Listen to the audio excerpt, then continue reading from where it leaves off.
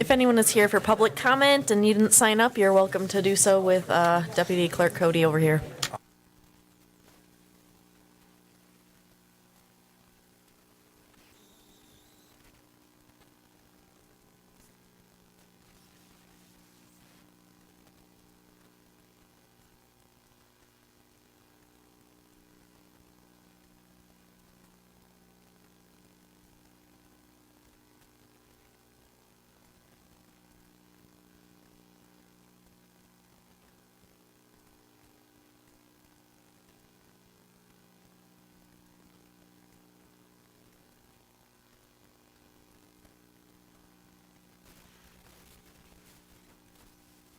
Just waiting for the council members to Dawn, Lou, connect. and I know Carol's just got here. But you know, like, yeah. Yeah. It's like, forget.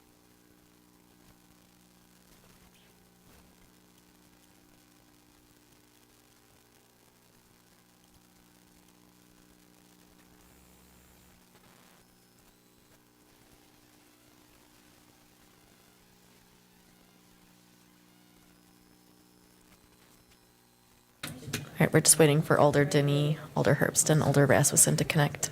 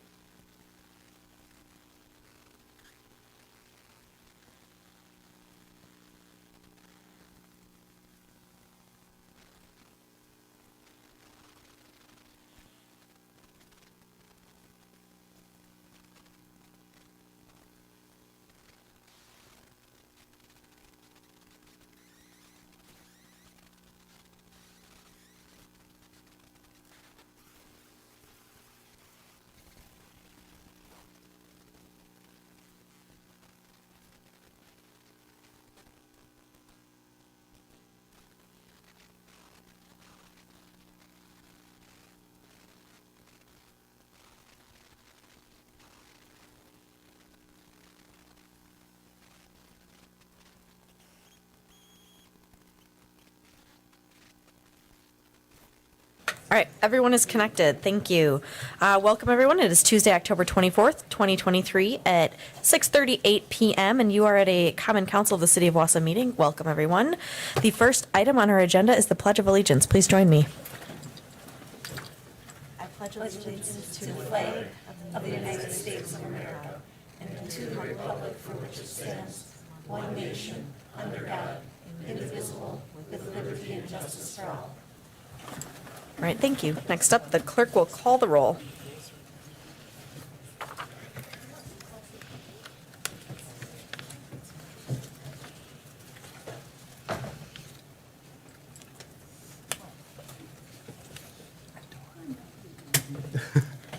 Does she still need to? I think we're good.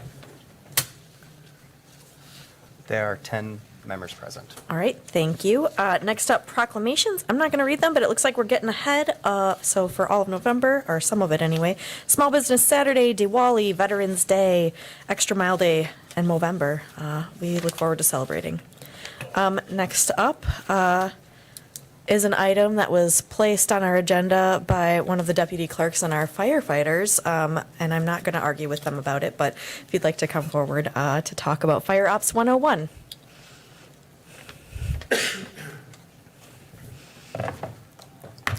The appreciation is all over my face, I promise.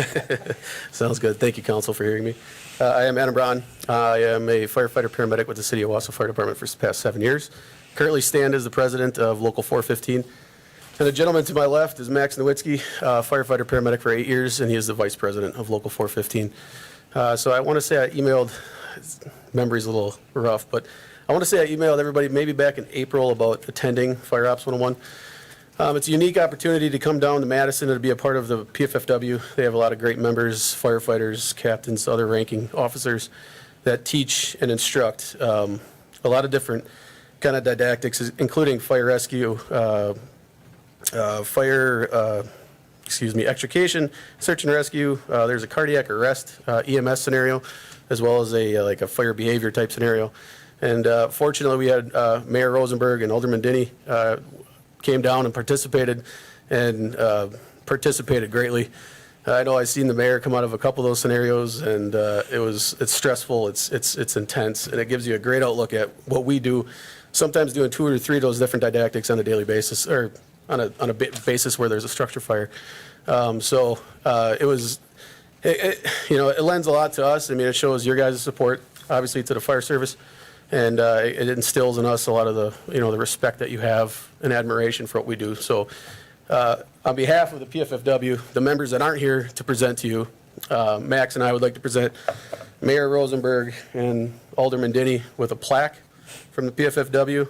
So I don't know if we're able to Yeah, come however. forward or Yeah. whatever you want to do. Yeah. It's up to you. No, yes, you are welcome. Okay. Yeah. So first of all, thank you yeah, Yeah. you could do this. I will talk while you move if you want. Sure. If that works. But thank you for allowing us that opportunity. I had heard a lot about it from Alder Rasmussen.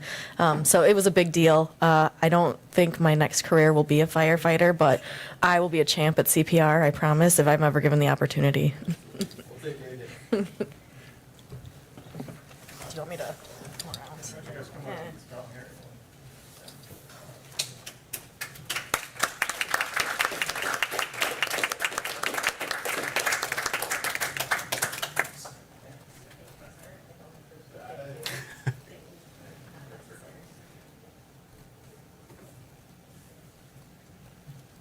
You gotta do the one-hand presentation, one-hand handshake. There you go.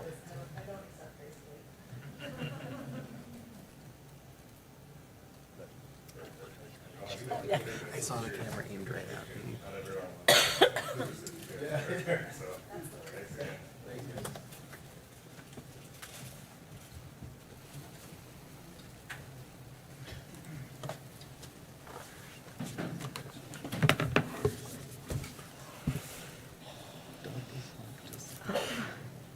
Alder Denny. I'd also like to thank Local 415, Matt and Adam, and the professional firefighters, Local 415.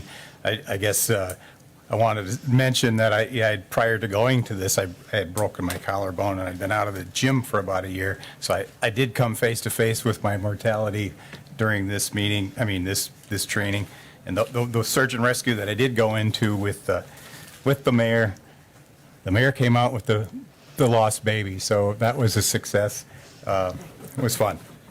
If there's Thank you. anything I'm going to do, it's going to find that lost baby. So, all right. Thank you, everyone. Next up, we have public comment. The Deputy Clerk Hart says we don't have anyone signed up, so I guess if you're here and you wanted to talk, at the end of the meeting, you'll have another opportunity. Next up is our consent agenda. That is file number 231001 through file number 230912F. It looks like I have a motion from Alder Watson and a second by Alder Larson. Is there any discussion? I don't see any. You may vote. Passes 10-0. All right. Thank you very much. Just getting together here. Okay. All right. Next up, we have file number 231014. It's a resolution from the Capital Improvement and Street Maintenance Committee approving the connecting highway rescission and designation for rerouting Highway 52 and Business Highway 51 and execution of agreements. It looks like I have a motion by Alder Henke and a second by Alder Watson. Is there any discussion here? Alder Killian. Thank you, Madam Chair. I just had one question and perhaps request with this one, just given what I read in the minutes of SISM, and it was my understanding that from reading the minutes that the DOT had requested that the city hold a public comment meeting about this, and what I learned in the minutes was that it really wasn't a public comment meeting so much as, in the September 14th meeting of SISM, there was an item on the agenda of a meeting that said public comment next to it, but I don't, I guess I was even a little surprised to learn as an older person in which some of these changes will be made about this after the fact. And I really don't have a strong position for or against, because I feel like I really haven't learned enough about this yet. But I think my one request, just based on some of the approaches we've been taking lately, would just be to ask, and I'd be interested in hearing from the committee, could this be referred back just to have a public comment meeting as the DOT had asked? I don't think it has to be heavy lifting or anything fancy, but I think it would be useful if residents could just hear about this, hear what it's about, pros and cons, and maybe weigh in a little bit. So I guess that a friendly request at this point. Okay. Is there anyone else that would like to speak to this? Can I have the Public Works team?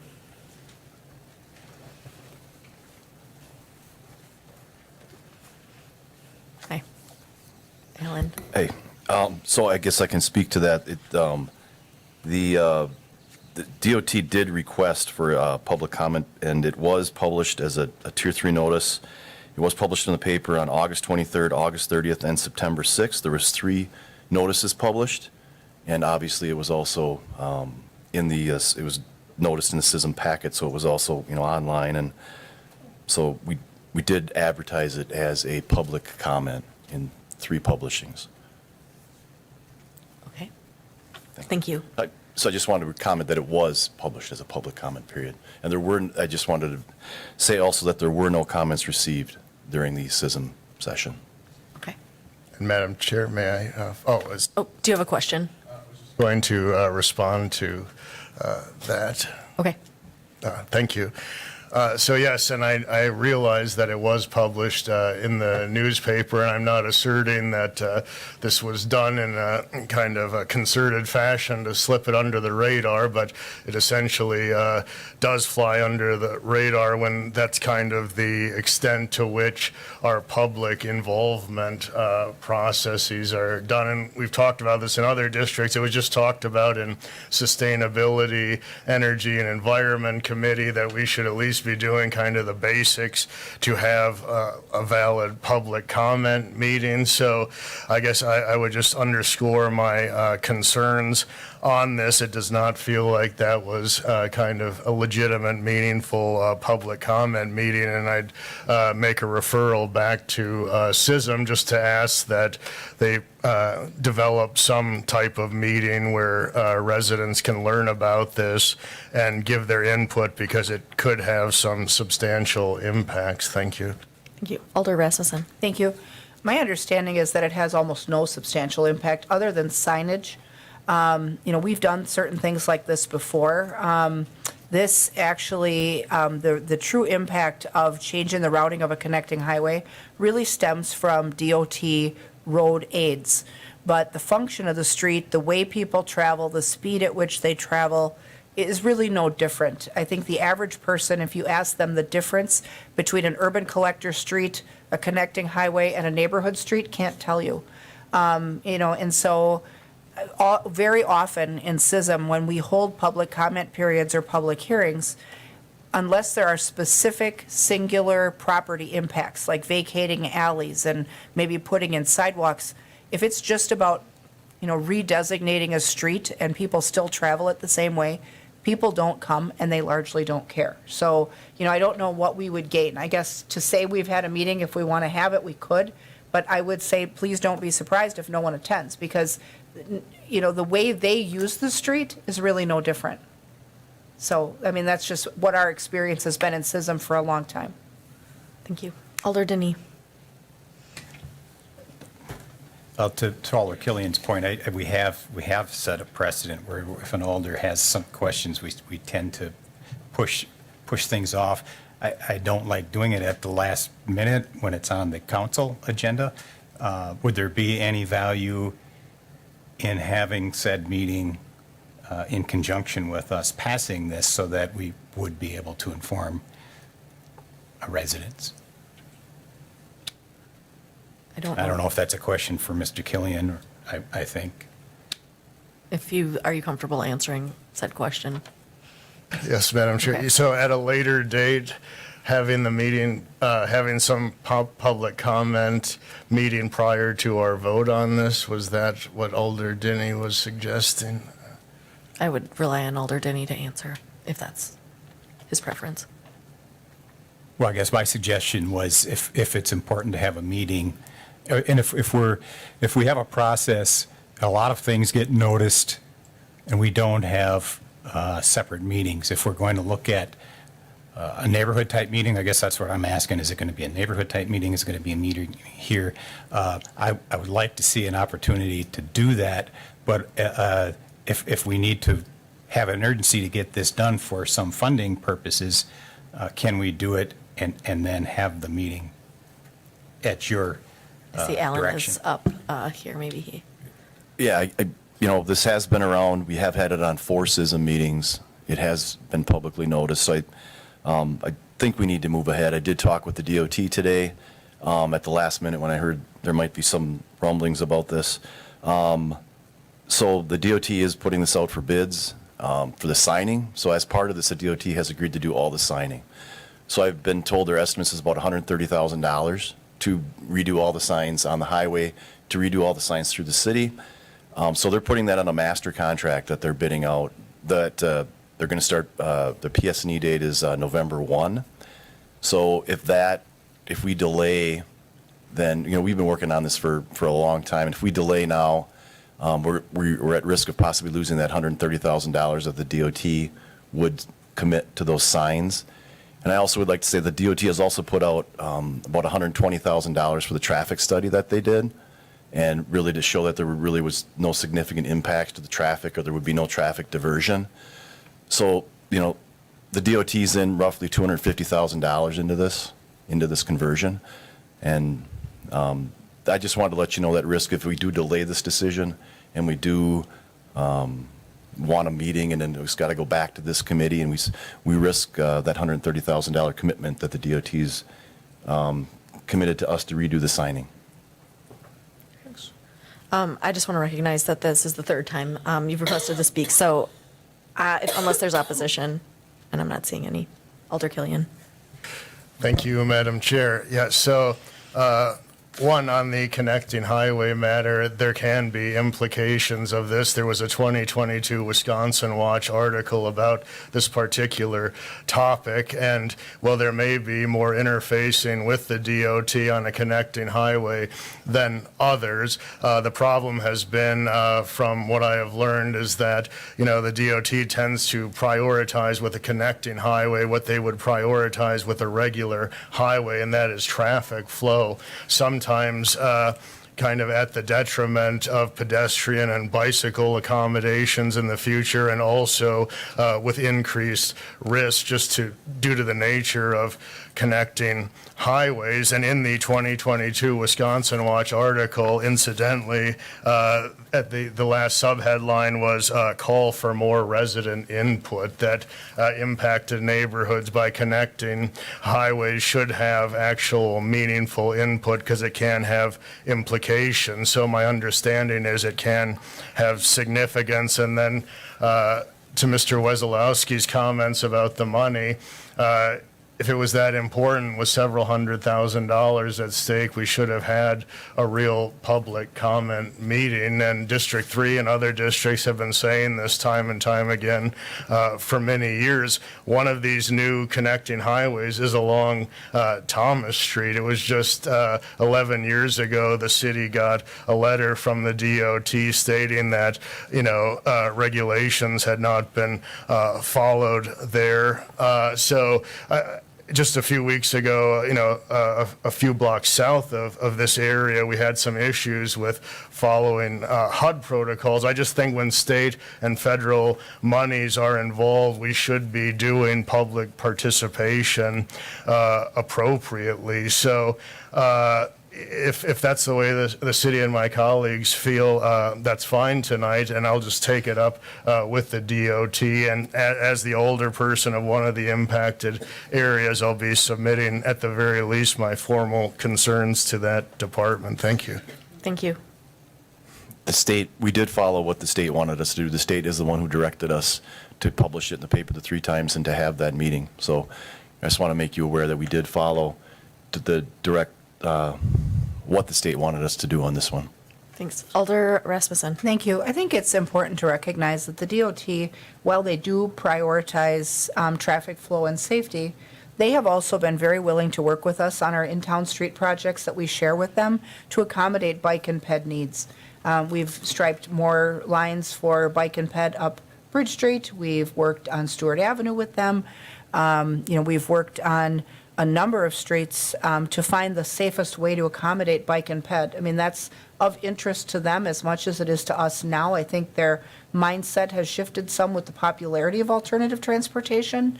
So I don't think just because something becomes connecting highway or stops being connecting highway, that we don't still have productive discussions about how we accommodate safe bike and ped areas. So I really think we're safe to act on this, and I'm not willing to give up the state's money. I mean, if we don't have to pay for signage, let's not. Like, we have enough stuff to pay for. Thank you.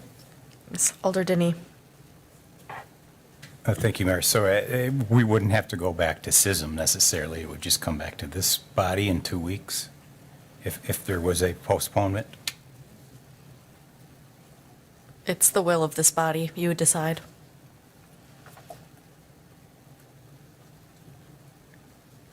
I'm not seeing anyone else request to speak. All right, I guess we're ready to vote. You may vote. Motion passes 8-2. All right, thank you. We are moving on to file number 231013. This is a resolution from the Wausau Waterworks Commission declaring official intent to reimburse expenditures from the Clean Drinking Water Fund program for wastewater treatment plant headworks influence screens in year 2024. I have a motion by Alder Rasmussen and a second by Alder Herbst. Is there any discussion? I don't see any. You may vote.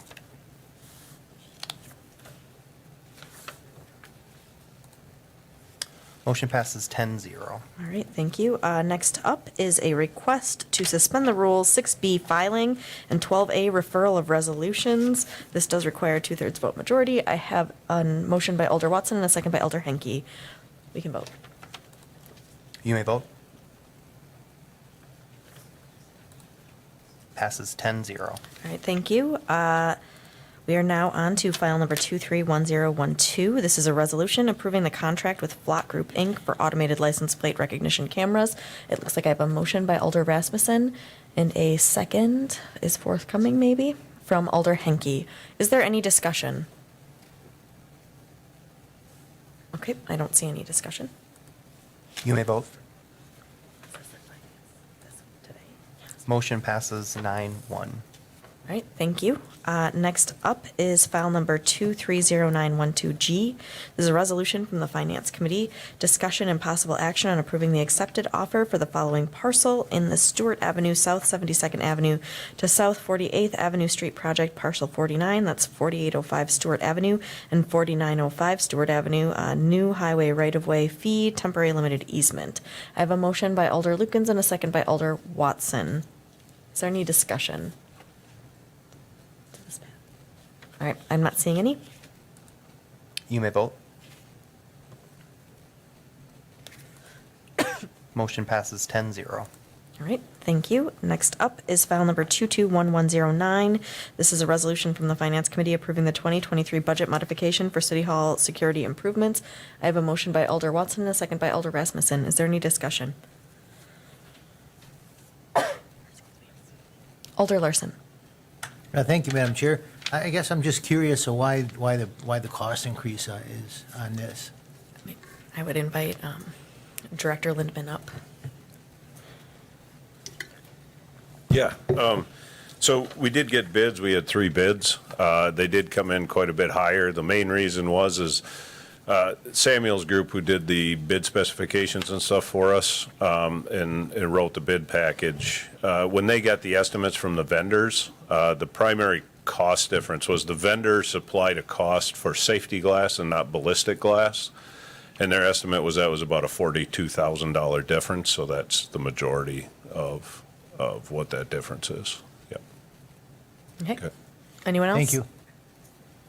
Yeah. All right, I'm not seeing any other discussion. You may vote. Oh, Alder Denny, did you want to speak? You, No, I'm good. Motion passes 8-2. all right, thank you. Next up is file number 041006. It's a resolution from the Finance Committee approving the 2024 operating plan for the Business Improvement District, bid number 1. I have a motion by Alder Watson and a second by Alder Lukens. Is there any discussion? I'm not seeing any. You may vote.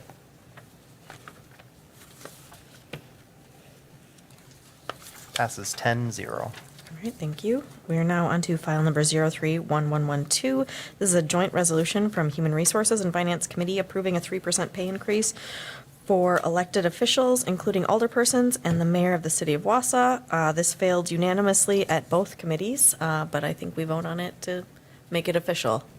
I have a motion by Alder Herbst and a second by Alder Larson. Is there any discussion? Alder Larson. Yeah, thank you, Madam Chair. If I may, could I ask a couple questions? Sure. From Alder Rasmussen? If she accepts that, that's fine.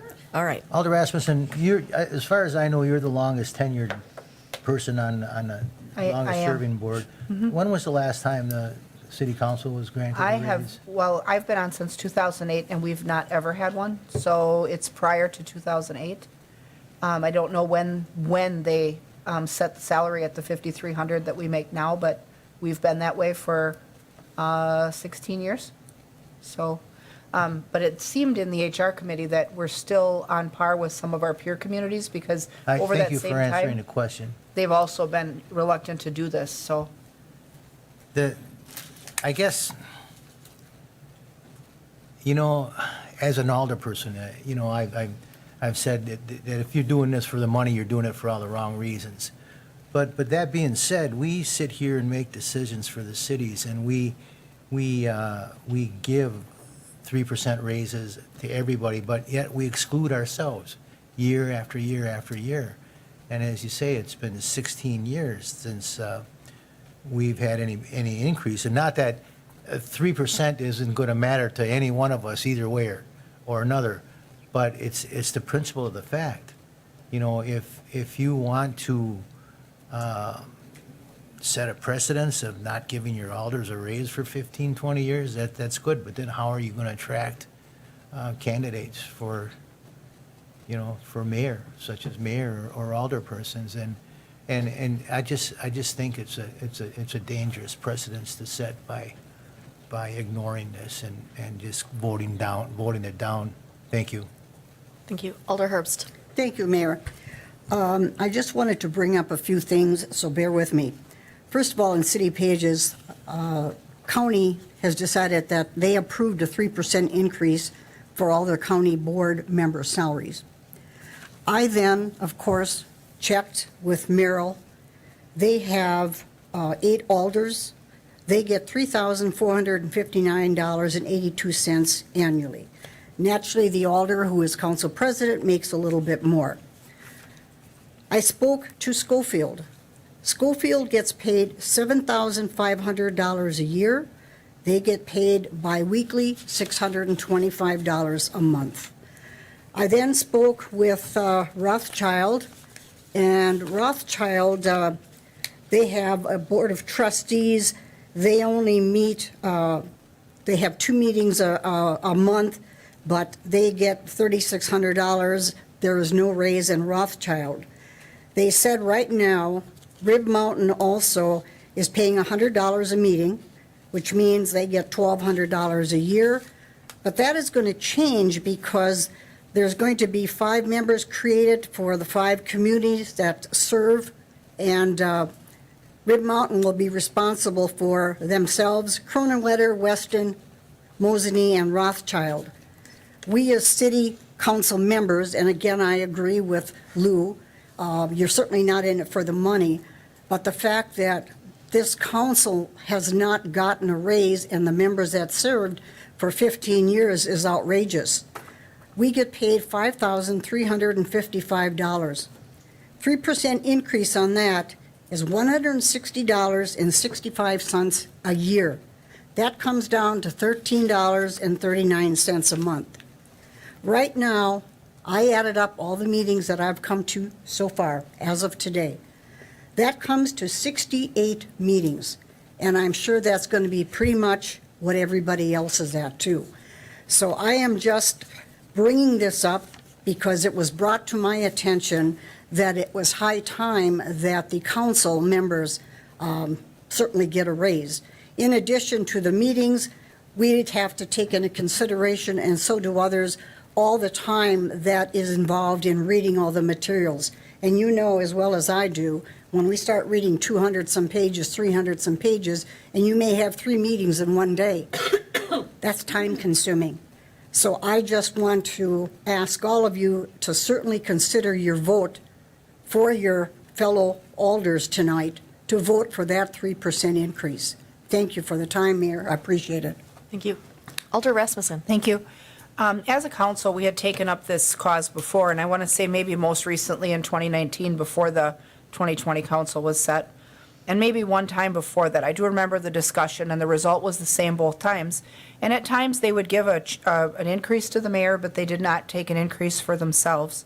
And at the last time we considered it, I think numbers were being thrown around that, said, let's just give the council a flat amount. Let's pay ourselves what the county pays their supervisors. Or, let's look at $10,000 a year. Those were significant increases. And those really, I think, those type of things would make a significant impact on someone's decision if they were looking at the time they put into the job. The average council member, they have always figured, puts in about 20 hours a week between meeting attendance and meeting prep. Some more. Some weeks it's way more. It is the most intense part-time job a person can ever ask for. You need to know a lot about a lot of things. It takes a long time to get it mastered. But that said, I think it's very difficult, and this is the decision we've come up against before, is in a rough economic cycle. The last time we talked about it, we weren't in quite that cycle. But the first time we talked about it, we were in the Great Recession. And so it's difficult when economic times are in a downturn, or you're in a recession, or you're in a high interest rate period where the economics of everything for everyone is taking up prices and people are trying to figure out how they're going to pay for stuff. It's difficult to justify. Do we deserve it? Probably. But I think this is really a hard time to ask more of people. The budget is hammering out such that we will, based on growth alone, have a mill rate increase this year. We are trying to keep that to a low roar in finance. We've not made our final decisions. But I do feel like just with what we've seen and what we've had to do with water and sewer costs and what we're going to have to do with PFAS, I feel like should we do something like this at some point? Yes, but I feel like this is probably the wrong time. I just think that it's one more thing on top of many other things that we've passed along. And I struggle with this one. I do think that it's important that we kept parity with the staff's pay. Between our union contracts and the non-reps, we have made an effort to keep up to market so that our most valuable resource, which are the people who provide the services to our residents, we've taken care of those folks. We've stayed on par with the market for them. I think it's hard to do it for ourselves, though. I have a hard time with supporting this, at least right now. Thanks. Thank you. Alder Denny. Thank you, Mayor, and I would agree. With this talk out there recently of possibly having an administrator, I think it makes sense to hold off until that conversation comes to the table, if it ever does. We just passed $60,000 cost overrun here a few items back. We've got already a 5+% tax increase.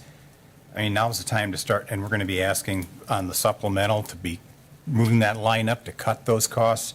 So I guess I'm a little surprised that an item like this even breezes through to get to the council at this time when there's so many other more important things to be talking about. So I can't support this.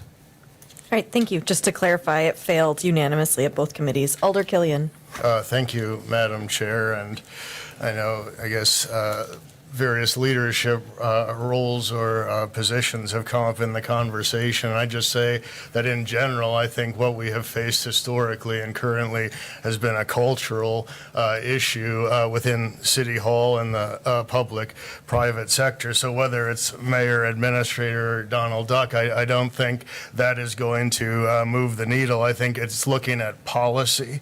And so when I look at this, the body looking at a 3% increase, when I feel like at times, even after robust discussion, the body is still making some of the same faux pas and follies on policy, like we just talked about with public participation. I mean, that's Thomas Street neighborhood, state money and process, and we can't even have a legitimate, meaningful public comment meeting. So I find that unfortunate and rather sad. So I'm going to offer an amendment that we approve a 3% pay decrease for elected officials until perhaps we can hit some performance metrics in the future. But we can leave the performance part off for now, and my amendment would just be the 3% decrease. Thank you. All right, so there is an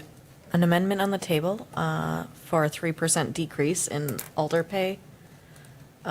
Is there a second for this? Do they push their button if they have a second? I think so. Okay. Is there, Did done. Alder Denny, are you seconding it or are you wishing to speak? Both, if I can. Okay.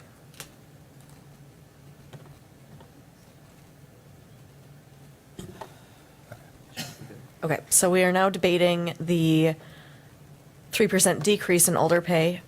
You have to push your button if you would like to speak. Alder Denny. Thank you, Mayor. And yes, it did fail unanimously in both committees, yet it still was agendized. And when other items that alders bring don't get agendized, it seems that this on its face should not have ever seen the light of day. So it's now on the agenda, and we've got an amendment, and I guess I will second it just to entertain the conversation, and I'd certainly support this. Alder Rasmussen.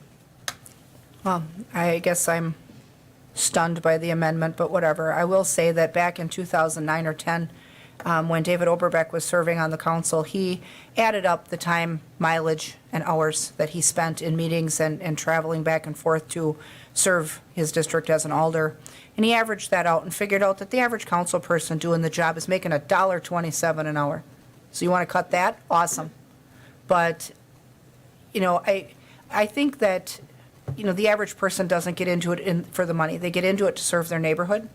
And whether we all agree with each other in the way that we do the job or not, the salary that we get, I believe is, and the salary that a lot of people get doing these jobs in communities that have also been reluctant to take increases is probably subpar. But the economic conditions dictate that there's not a whole lot we can do about that. I mean, when you think of the things that you have to know, research, respond to, and grapple with on a daily basis doing this job, it's intense. So I think to cut the pay is a joke. So I hope that fails. Thank you. Thank you. Is there any further discussion? Alder Larson. I just think the whole idea is ludicrous. Thank you. All right. Alder Herbst. Thank you, Mayor. I guess I just cannot believe what I'm hearing. We're looking at $160.65 annually, and by the time you take your taxes out, you certainly don't have enough left over. And that for some character wants to go ahead and ask for a 3% decrease, well, maybe that should just come out of his or their pocket. Thank you. Thank you. Is there any further discussion on the amendment? Alder Killian. Thank you, Madam Chair. And yes, the character is the older person from District 3, so that's the district I represent. Thank you. Thank you. Is there any further discussion?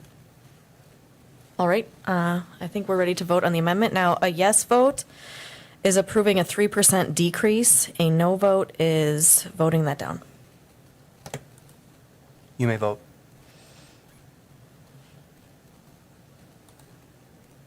Motion fails 2-8.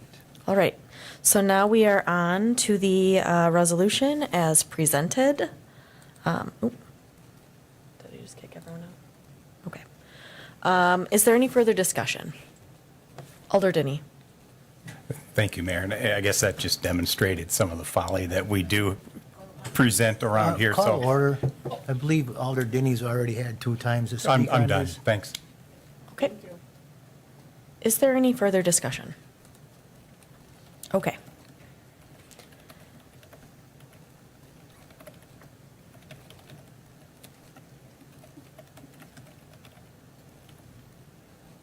Sorry. No problem. I think we're ready to vote. I don't see anyone raising their hand. You may vote.